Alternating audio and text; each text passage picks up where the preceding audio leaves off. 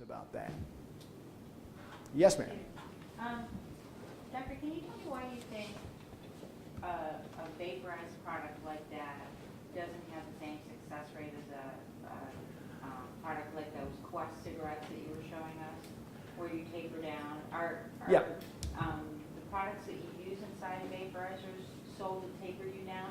The industry tells you that there are. Okay. The problem is that then the flip side of that is that they add flavors to make it much more appealing. Quest didn't have strawberry flavored or bubblegum flavored. Right. So there's that issue of the flavors. You'll hear plenty of people say, I wasn't able to quit except that there were flavors.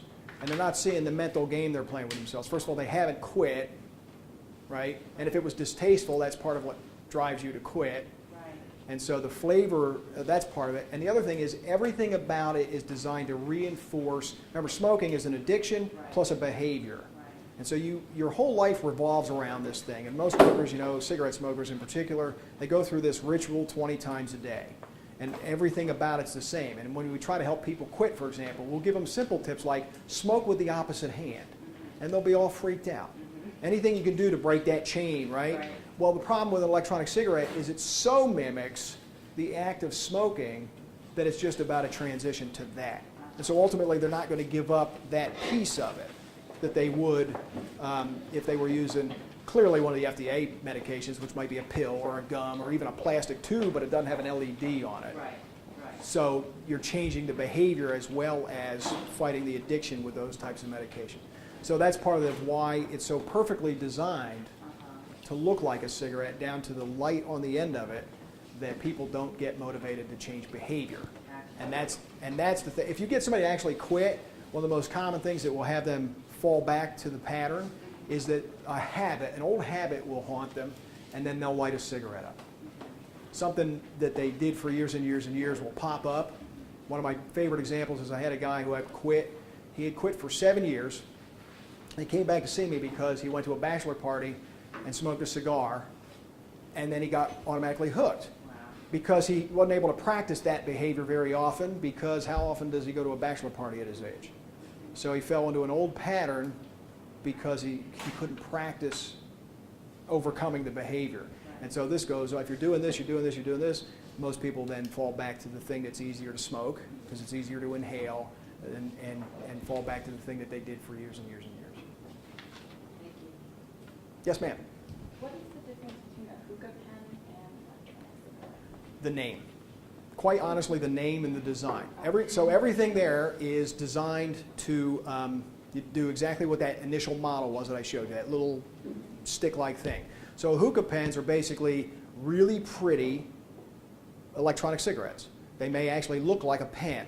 They're designed that way because, well, if you have it in your backpack at school, nobody's the wiser. I'm talking about high school and middle school students, right? They're very fancy. They look like magic markers. Hookah's kind of was the hip tobacco form on college campuses. But it's basically an electronic cigarette that's been called that for purposes of marketing and designed that way for purposes of looking really pretty. And I can pull some pictures up here in a second to show you, because they're kind of disturbing when you see it. So it's a marketing gimmick. But there is confusion, because then the kids, when they answer the survey, that's what I was saying about when you see a rise in hookah use that parallels the rise in electronic cigarette use. I ask myself, if they're marketed as hookah pens and the kids are going through the list, which of these do you use? And they pick hookah. Are they talking about the electronic form or the combustible form with the big bowl and pipe? And I'm convinced that most of them are picking that, thinking it is somehow different than an electronic cigarette. But it's not in any way. Great question, because that is a hot topic among young people. Anybody else? Yes, ma'am. So clearly the research hasn't happened yet, right? No randomized The long-term stuff, right. And there's a lot of stuff that still needs to happen. But I'm curious if there's any initial research regarding secondhand effects. Because a lot of it ends up being, it's just me, it's just my vapor, I can do this without impacting you. What do we know about that?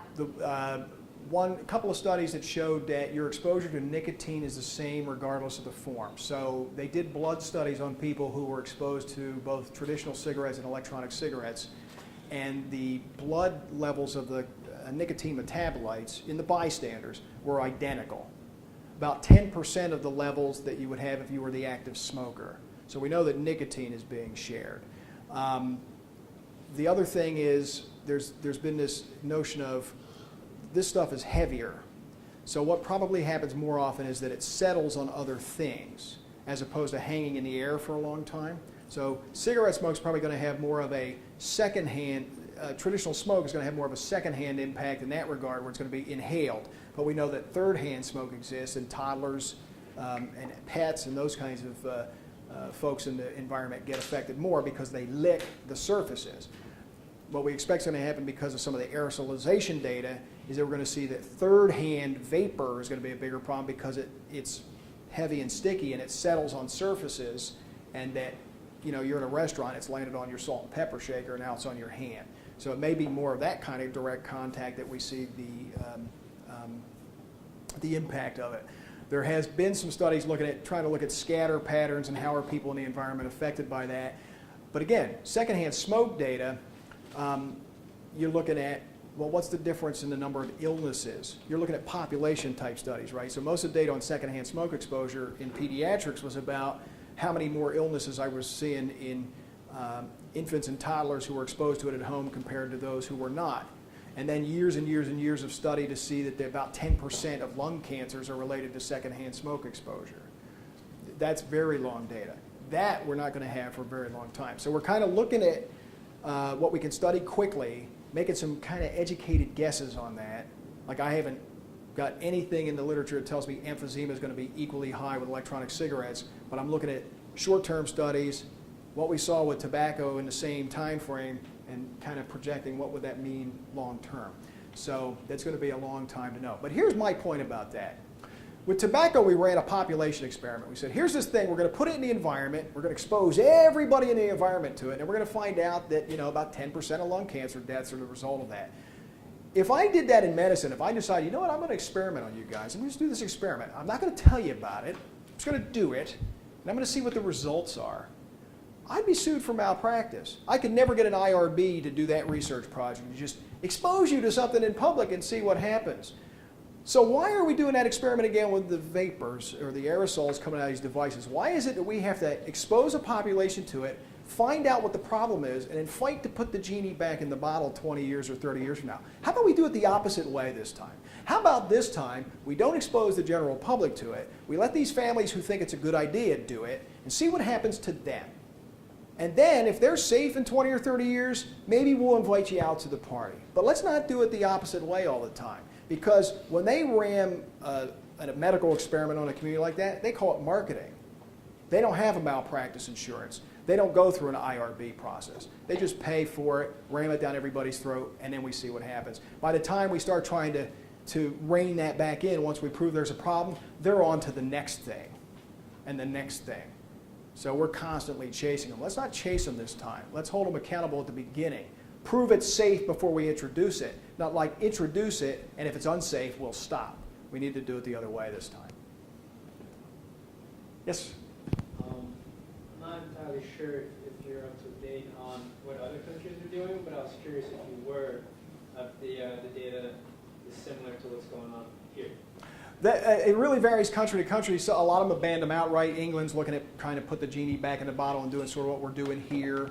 And so it really depends on the country. I put that list up of a lot of the early players who just sort of banned it outright. A lot of them have allowed it to sort of happen like here in the United States, and now trying to, because there was, well, we don't know that it's not safe. So the thing I just said, we don't know that it's not safe, so why would we stop it from happening?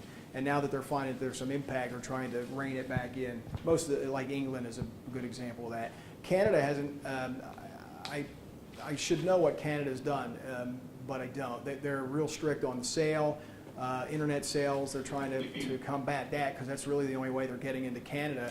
But since they're not supposed to be for sale, they're not supposed to be used in public. So they haven't had a whole bunch of issues with public use of them as a result of that. But it really depends on whether they just